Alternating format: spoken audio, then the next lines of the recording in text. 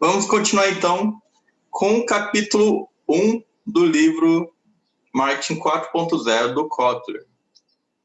No capítulo 1, então, fazendo parte da parte 1, a gente vai falar da mudança de poder para os clientes. Cada vez mais os clientes ganham mais poder nessa relação entre empresa e consumidor.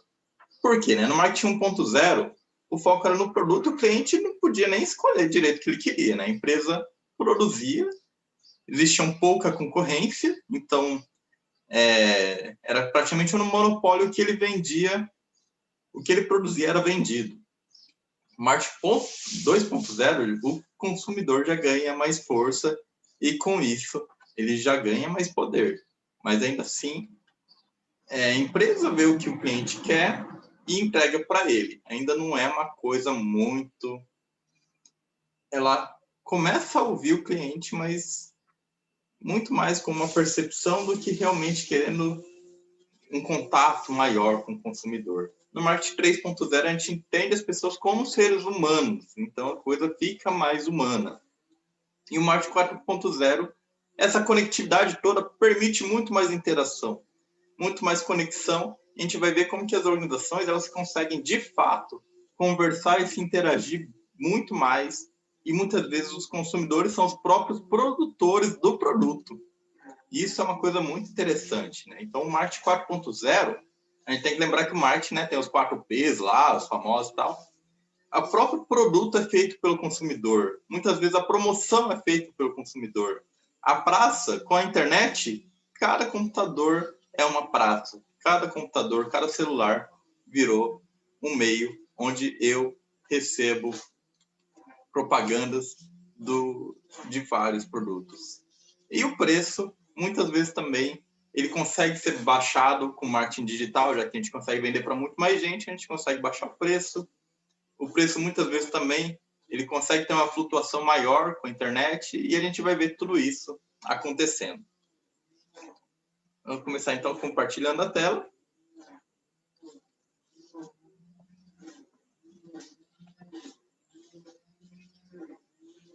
Vou tirar meu fundo aqui, esse fundo do livro. Então, a gente vai para o capítulo 1, que faz parte da parte 1 do livro. A parte 1 do livro, então, ela fala sobre as tendências fundamentais que moldam o marketing.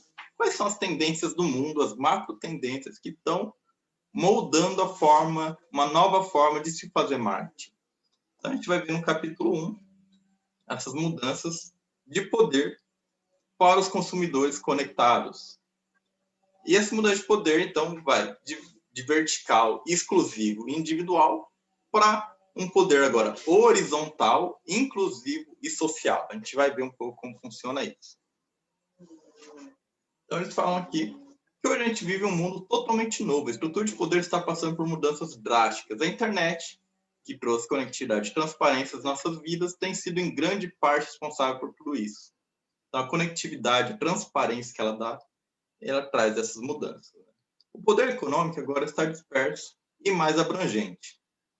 Aqui eles falam essas coisas, a gente vê, por exemplo, na pandemia, as maiores empresas lucraram mais. Então, quem já tinha muito dinheiro, teve muito mais. É claro que esse livro foi escrito antes da pandemia, existe um pouco dessa tendência, a gente vai ver que existe também uma tendência de dispersão do poder econômico, mas, ao mesmo tempo, existe uma tendência de concentração.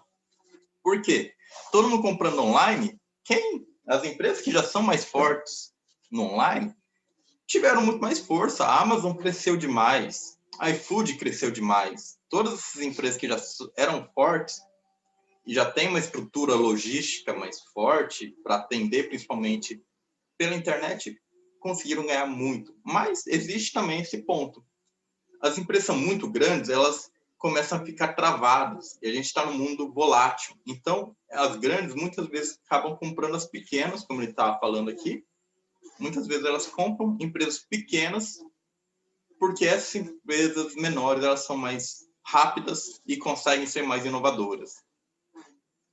Então, esse é um ponto importante. Apesar das grandes continuarem crescendo, elas vão ficando mais lentas. Cada vez mais existe uma tendência no mundo de que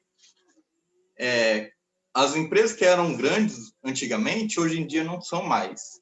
Empresas que eram as top empresas lá do Fortune e outros rankings de anos atrás, hoje são outras totalmente diferentes. Então, a mudança está muito mais rápida. E com isso, o poder vai se fragmentando para empresas novas que são criadas. O Facebook mesmo não é tão antigo, né? É uma empresa, de certa forma, nova e já tem um poder absurdo. E essa é a tendência, cada vez mais o poder ir trocando de mãos. Né?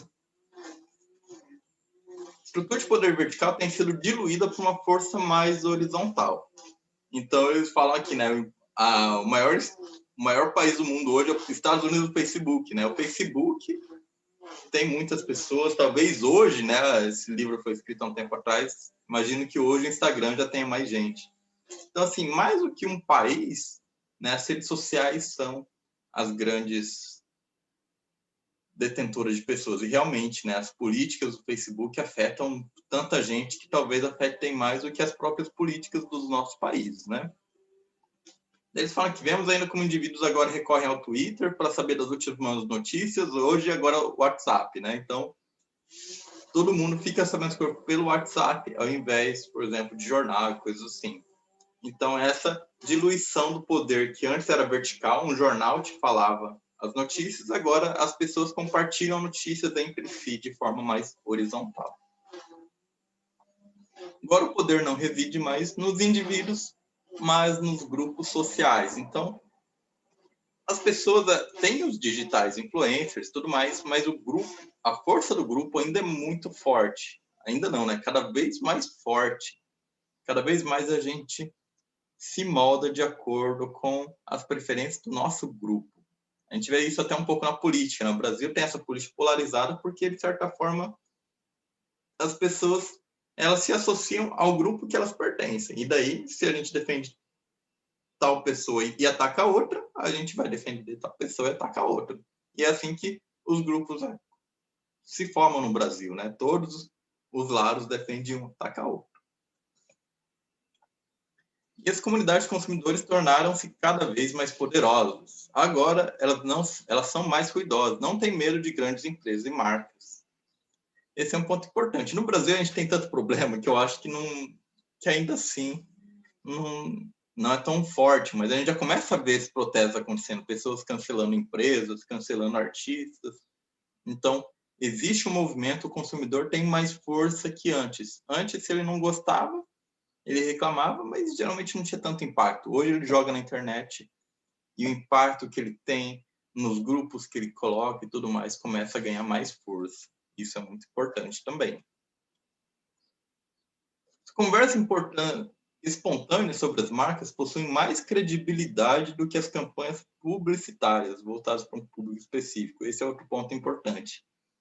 Hoje em dia, quem faz mais marketing do que a própria empresa são as pessoas que falam daquela empresa. Cada vez mais o marketing boca a boca, cada vez mais a indicação tem mais força.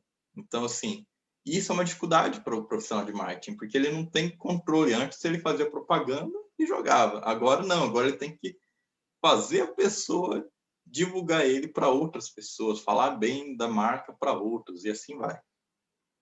Os consumidores tendem a seguir a liderança de seus pares ao decidir qual marca escolher. Os digital influencers, os influenciadores, têm um poder absurdo, né?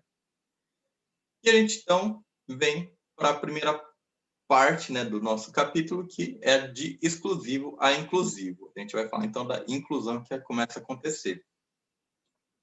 Então, os poderes econômicos agora não estão mais tão concentrados. Antes, os Estados Unidos, a Europa, eram grandes concentradores de poder. Aqui ele fala, por exemplo, dos países da Ásia que cresceram.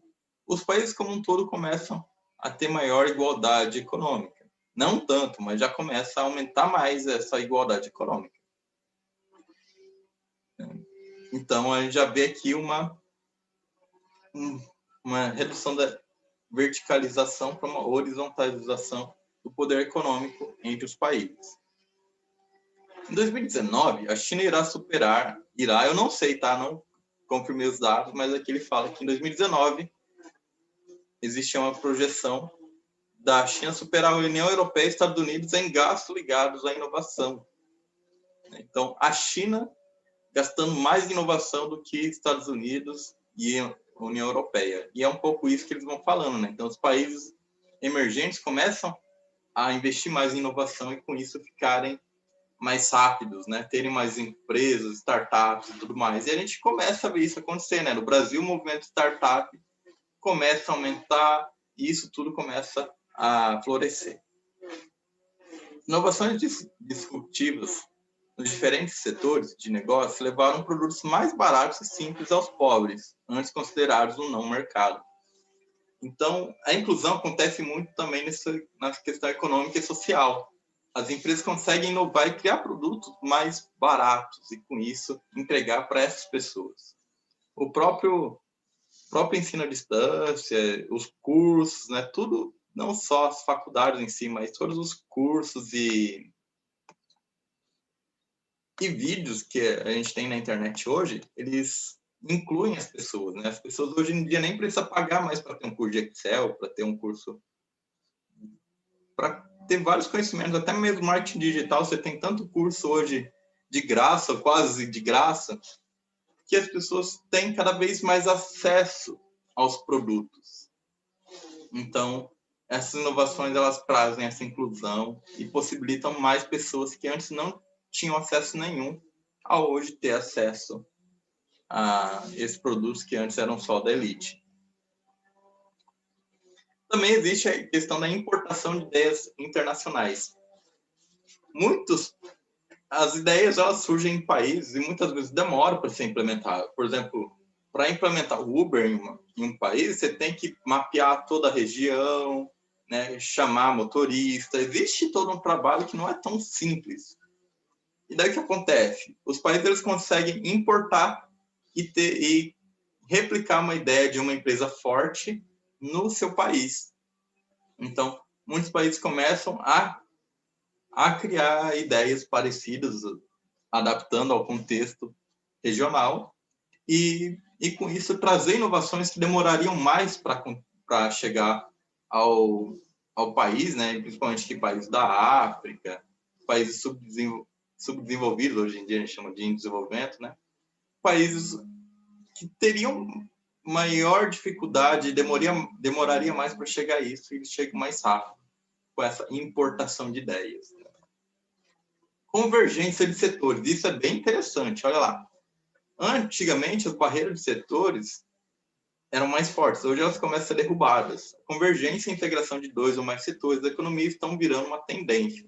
Então, agora, é comum unir setores que eram diferentes. Então, por exemplo, eles falam aqui de unir, por exemplo, hotelaria e saúde. Então, tem pessoas que vão, né, para outro país para um turismo, vamos dizer assim, como ele fala aqui, turismo estético, né? As pessoas vão, por exemplo, para o Brasil, estou falando aqui, né, Brasil, para fazer cirurgia cosmética, ou para a Malásia para fazer operação cardíaca e tratamento dentário na Costa Rica. Então, as pessoas viajam, fazem um turismo cirúrgico. Então, é o setor cirúrgico, setor médico, junto com o setor de turismo. Isso pode acontecer em vários outros setores, né? Então, o setor da educação, uma ideia que eu tive uma vez, imagina criar séries que começassem a ensinar as pessoas.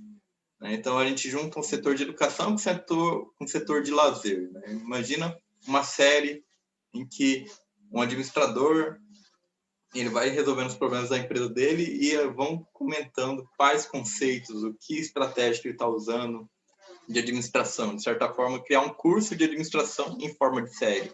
Você está juntando setores diferentes para trabalharem juntos. E ele fala também que os subsetores agora, eles são difíceis de distinguir. Ele fala que os setores bancários, né? Antigamente, né, existia uma diferença maior. Então, por exemplo, aqui ele fala, né, de seguro, gestão de fundo, serviço bancário em geral. Hoje em dia, isso tudo está junto. Um banco, ele tenta oferecer o máximo de serviço diferente que ele pode né, agregando subsetores. Um amigo meu que é investidor, ele fala assim, né, que muitas pessoas criam startup, né, com o objetivo do Itaú comprar. E é um pouco isso, né? Eles criam as fintechs, startups com ideias novas de produtos financeiros, e daí depois é que um banco mais forte vai lá e compra. Isso faz com que o banco ele consiga ter um portfólio maior, né? As startups vão criando os produtos e eles vão comprando e agregando no portfólio deles. E também, então isso cria-se também a integração vertical. Eu consigo, as empresas começam a se envolver mais, não só com foco. A gente fala muito do core business, né? São dois paradoxos que, de certa forma, se complementam, né? A gente pode focar, criar um foco na empresa, ao mesmo tempo que existe uma tendência da empresa querer abraçar todos os canais de valor, né? Então, desde a distribuição, fornecimento e assim vai. E isso tudo faz com que se torne difícil definir qual negócio a empresa atua, né? Ela começa a se englobar em muita coisa diferente.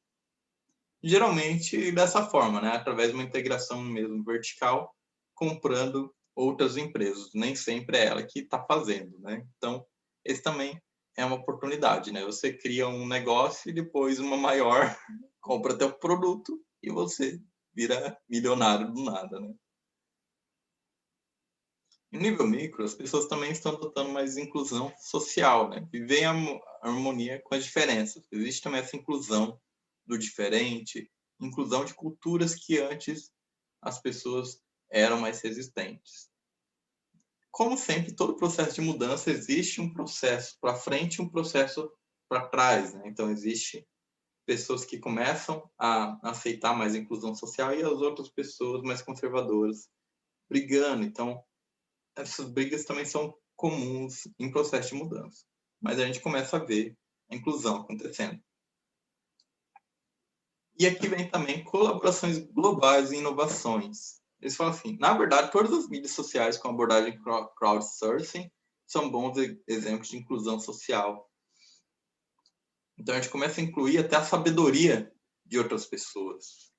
E o crowdsourcing é muito interessante, né? A gente começa a reunir ideias, todo mundo começa a jogar suas ideias e possibilitar um salto de inovação muito maior. Eles falam aqui da Wikipédia, por exemplo. Falam que a Wikipédia não é científica, por quê? Porque qualquer um pode escrever.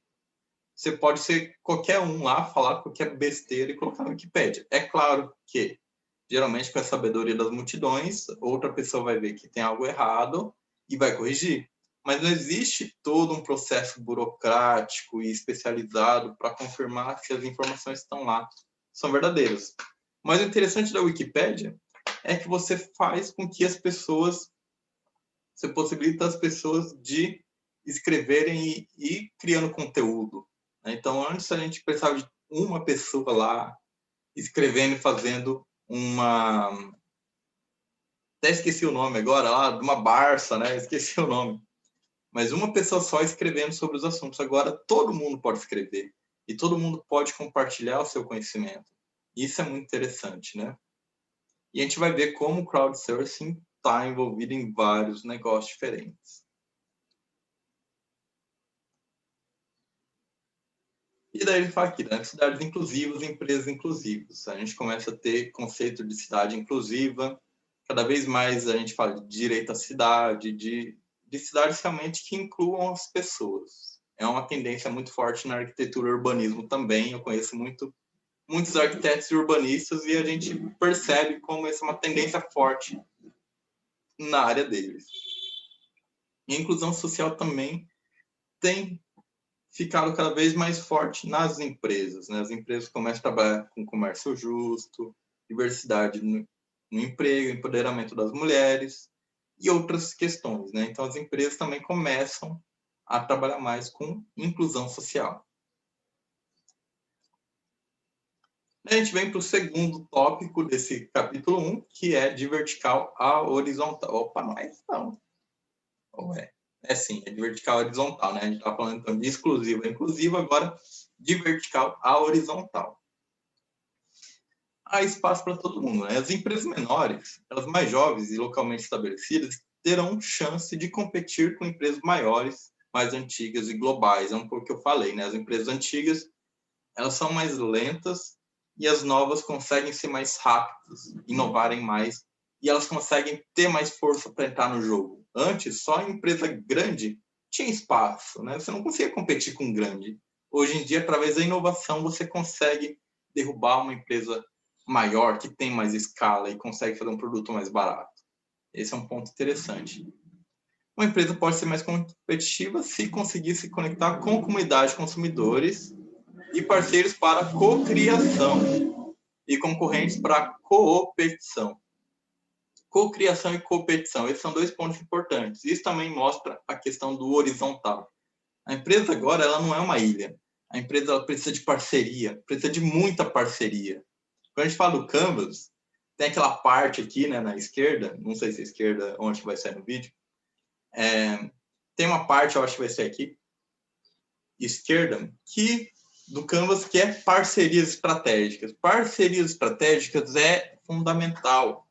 Hoje em dia as empresas não conseguem trabalhar unicamente com seus recursos próprios, elas precisam pensar em formas de criarem parcerias para se fortalecer. E a cocriação também acontece com o consumidor. A gente vai falar isso mais para frente, mas o consumidor ele vira um próprio gerador, criador de conteúdo, e isso também é muito importante. Não só criador de conteúdo, muitas vezes ele dá dica de como ele queria que o produto fosse e tudo mais. E até mesmo com o concorrente, a gente cria competição, né? Nem sempre o concorrente é realmente adversário, ele pode até ser um amigo de fato, né? O fluxo de inovação, que antes era vertical, das companhias para o mercado, tornou-se horizontal. O mercado envolve o quê? Consumidor, concorrente, fornecedor. Hoje, a inovação é horizontal. O mercado fornece as ideias e as empresas comercializam essas ideias. Tem muita gente que, né, nessa questão de crowdsourcing, a gente está falando tudo aqui de crowdsourcing, né? A empresa, por exemplo, tem aqui uns exemplos, né, de empresa que ela cria um concurso e fala assim, ó, eu vou dar um prêmio para quem criar a melhor forma de resolver tal problema.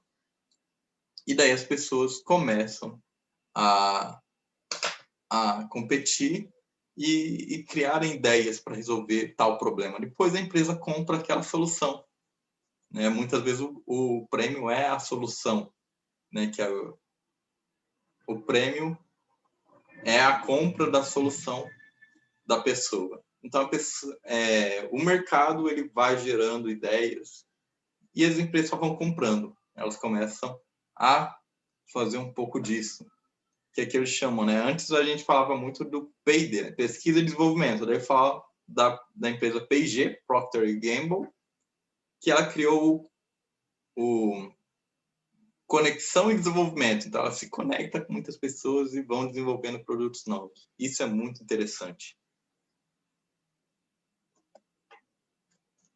De forma semelhante, o conceito de competição também está mudando de vertical para horizontal. A principal causa disso é a tecnologia e a cauda longa. O que é a cauda longa? Antes, né, a gente vê a curva ABC, né? A gente tem muitos clientes, eu não sei para que lado vai ficar no vídeo. A gente tem muito cliente na região A, um pouco menos na B e um pouco menos na C. Então, assim, as empresas elas focavam no mercado de massa, em muitos clientes, onde atraía muito cliente. E agora, as empresas começam a pegar a cauda longa. São pequenas empresas, pequenas startups, que de vez ela ser uma empresa muito grande, que tem muito cliente, ela tem nichos específicos e vão trazendo produtos específicos para esses nichos. Isso é competição horizontal. Então, de vez de estar todo mundo brigando aqui na região A, nos clientes A, na maior parte, cada um vai pegando um nicho diferente de cliente. Então, é uma competição não tão competitiva assim. Cada um escolhe um nicho um pouco diferente e entra num espaço diferente. Então, o mercado está se afastando de marcas de massa e produção em larga escala e seguindo na direção de marcas de nicho de baixo volume, que eu falei, né? Com a internet, restrições logísticas físicas já não existem para as empresas e marcas menores. Também já comentei um pouco disso, né? Na internet eu posso vender um curso online para o mundo todo, até para o outro lado do mundo, sem restrição física nenhuma. Nenhuma. Né? Então, eu estou falando aqui nas aulas online. Você pode estar em qualquer lugar do mundo, você recebe minha aula online e tudo mais. Então, assim, essas restrições, elas são reduzidas a zero ou quase zero. E aí a gente consegue criar essa competição horizontal, a cauda longa e tudo mais. Essa inclusão passou a permitir que as empresas ingressassem em setores nos quais antes não teriam condições de entrar. Aqui eu vou ler um pouco, né? Isso gera oportunidade de crescimento, mas representa ameaças competitivas significativas. Como as distinções entre setores não estão se dissipando, será altamente desafiador para as empresas ficar de olho em seus concorrentes. No futuro, os concorrentes virão tanto do mesmo setor quanto de outros setores compatíveis e relacionados. Olha lá, alguns anos atrás, empresas de táxi e redes de hotéis não imaginariam competir por passageiros e hóspedes com startups de tecnologia, como Uber e Airbnb, que fornecem transporte e alojamentos privados. Respirando um pouco, tendo clareza. O que ele está falando? Ó, agora, eu não compito só com gente do mesmo setor que eu. Pensa assim, você é um táxi. De repente, você está competindo com uma empresa de aplicativo. A empresa, ela não tem um carro que sequer, ela é um aplicativo. E o aplicativo está derrubando o táxi. Pensa, daqui a pouco, a empresa de ônibus vai... Né? Na verdade, já está acontecendo isso. Né? Em Londrina, a gente tem as discussões e eles falam que as empresas de ônibus estão sofrendo por causa do Uber. Você tem uma estrutura enorme, né? A empresa de ônibus, cada ônibus custa 1 milhão ou mais. Nem sei quanto custa, mas isso deve ser mais de 1 milhão. Pensa na estrutura que você tem que ter para ter uma empresa dessa. Daí, de repente, vem uma empresa de aplicativo que não tem estrutura física praticamente nenhuma e te derruba. E assim vai acontecendo com outros setores também, né? Então, hotel é a mesma coisa, né? Hotel tem toda a estrutura, o Airbnb vem, cria um aplicativo e qualquer pessoa passa a poder, né, oferecer seus quartos e tudo mais. Então, assim, a competição começa a ir fora do seu setor. Um setor, às vezes, que você não imaginava, ele começa a entrar para competir contigo. Né? Então, a gente falava dos produtos substitutos Gente, que é o nome do Porter. A gente fala dos produtos substitutos do Porter, né? A gente não entendia bem. Hoje a gente vê como produto substituto ele chega derrubando geral, né? o mercado. Isso é muito importante e é importante ficar atento. Né? O conceito de consumidor também não é mais vertical, agora é horizontal. No passado, os consumidores eram facilmente influenciados pelo marketing. Né? O marketing, de uma forma vertical, falava e você acreditava nele. Agora não. Agora eles buscam e ouvem, né? Eles ouviam e buscavam autoridade especialista. Hoje não. Pesquisas recentes em diferentes setores mostram que a maioria dos consumidores acredita mais no fator social do que nas comunicações de marketing. E muitas vezes o fator social vem de desconhecidos também. Então, muitas vezes eles preferem confiar em desconhecido do que em especialista.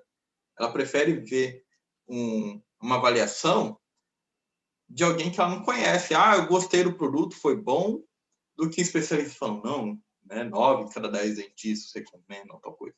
Não, agora elas preferem analisar as avaliações que tem na internet, o que um fala, outro, vídeo, amigo. Isso tudo é muito mais importante do que comunicações vindo de cima para baixo. Isso é muito interessante. E na autenticidade. Nesse contexto, marcas não deveriam mais ver os consumidores como meros alvos. Agora, o consumidor não é só um alvo. A marca costuma ser tratada como uma embalagem externa, permitindo uma representação falsa do seu verdadeiro valor. E agora ela precisa tirar essa embalagem e mostrar quem ela é por dentro. Porque senão as pessoas não vão criar essa confiança, elas precisam confiar na marca e ver as marcas como pessoas de verdade, elas precisam dessa transparência, cada vez mais isso fica forte.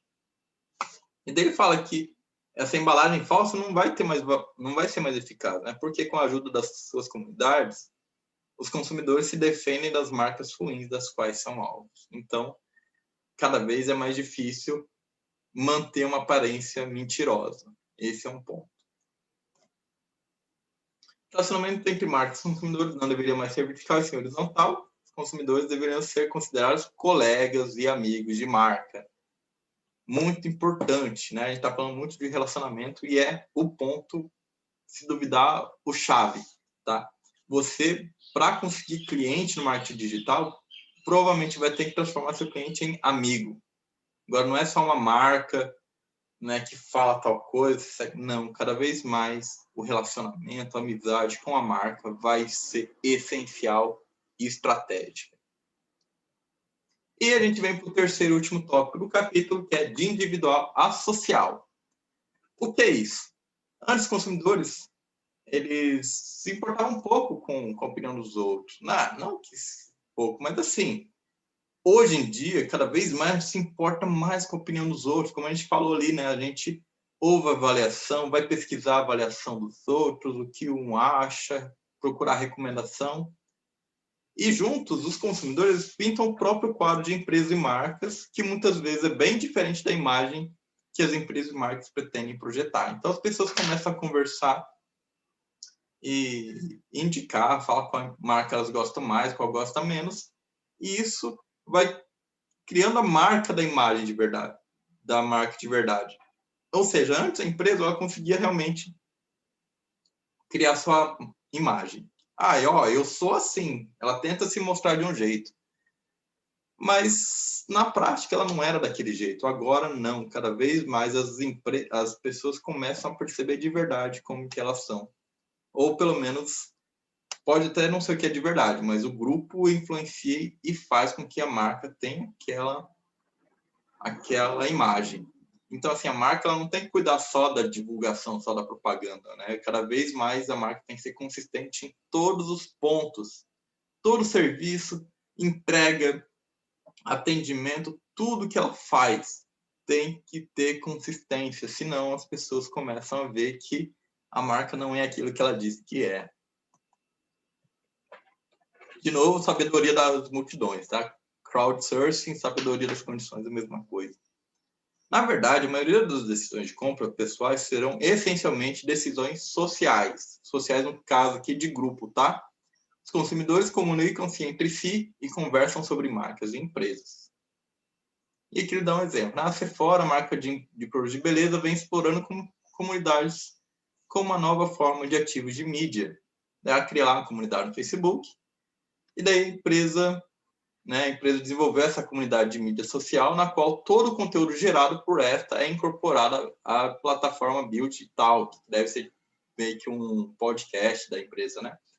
Então, as pessoas vão falando na comunidade, tudo que é gerado lá, a empresa usa. Olha lá, a empresa está usando conteúdo gerado pelos próprios clientes. E aí vem um ponto importante, a pessoa fala bem da marca, a marca já mostra. Isso aí gera o gatilho da prova social também. A gente vai ver os gatilhos mais pequenos. Prova social. Pô, olha, tem gente falando bem na marca. Não sou eu, marca, falando bem de mim. São consumidores meus falando bem de mim. Isso é muito importante. Velocidade das informações. Se, porém, o conteúdo é gerado por uma comunidade, as empresas não têm controle sobre ela, né? Qual que é a dificuldade, qual que é o perigo, né, das comunidades? A parte boa é essa, né? Eu pego comentários bons e tal. E se for ruim? Né? A empresa não tem controle nenhum. Ele fala que, por exemplo, se apagar vai pegar mais mal ainda. E daí é praticamente impossível esconder falhas, isolar reclamações de clientes em um mundo transparente e digital. Cada vez mais esse mundo digital vai cobrar mais qualidade das empresas. Esse é um ponto bom também. E as empresas têm que se cuidar para produzir produtos de qualidade. E daí, resumo que ele faz, né? O mercado está então, se tornando mais inclusivo, como a gente viu. possibilitando que mais pessoas tenham acesso aos produtos, possibilitando que mais marcas consigam entrar para competir no mundo que antes era só de marcas grandes. A mídia social elimina barreiras geográficas e demográficas, permitindo as pessoas se conectarem e se comunicarem, e as empresas de inovar por meio da colaboração. Então, a colaboração, a conectividade, faz com que as pessoas se comuniquem entre si, e as empresas usem isso para inovar e tudo mais. O crowdsourcing, as pessoas usam a sabedoria de várias pessoas, o conteúdo gerado por várias pessoas por conta disso. Isso é muito, muito, muito legal, né? Os consumidores estão adotando uma orientação mais horizontal. Eles confiam cada vez mais na comunicação de marketing das marcas e preferem confiar no círculo social, amigos, famílias, fãs, seguidores. Por fim, o processo de compra dos consumidores está se tornando mais social do que nunca. Eles prestam mais atenção ao seu círculo social ao tomar decisões. Então, esses são os 3 pontos importantes. O mercado mais inclusivo, permitindo mais pessoas de renda mais baixa, de países que antes a tecnologia demorava mais para chegar, produtos novos, agora tudo isso chega de forma mais rápida. Todo mundo é incluído em assuntos que antes demoravam mais para chegar, agora a gente recebe esses assuntos mais rápido. As pessoas agora conseguem se conectar e as empresas também se conectar aos consumidores, outras empresas, fornecedores, e usar o crowdsourcing. E as pessoas estão cada vez mais orientadas às decisões, às visões dos outros nas compras. Então, cada vez mais as pessoas usam a sabedoria do seu ciclo de amizades e tudo mais para comprar. Legal? E daí, para terminar o capítulo, Kotler e os seus amigos aqui colocam algumas perguntas para reflexão. Quais são as tendências em meu setor que demonstram a mudança para um cenário de negócio mais horizontal, inclusive social? Primeira pergunta. Segunda pergunta. Quais são seus planos para embarcar nessa mudança do mercado? Já começa a pensar aí. Você tem uma empresa? Pensa sobre isso. Não tem? Pensa em ter uma? Pensa sobre isso. Não tem, não pensa sobre isso. Lembra do projeto que a gente vai ter na disciplina. Já pensa nisso. Opa, qual consumidor, né? Como que a gente cria o plano para vender o nosso curso, né? Para fazer a nossa campanha de marketing digital que a gente vai fazer. Então, pensa sobre isso. Legal? O livro, como sempre, Marketing 4.0. E a gente se vê logo mais para o capítulo 2. Muito obrigado a todos e até mais.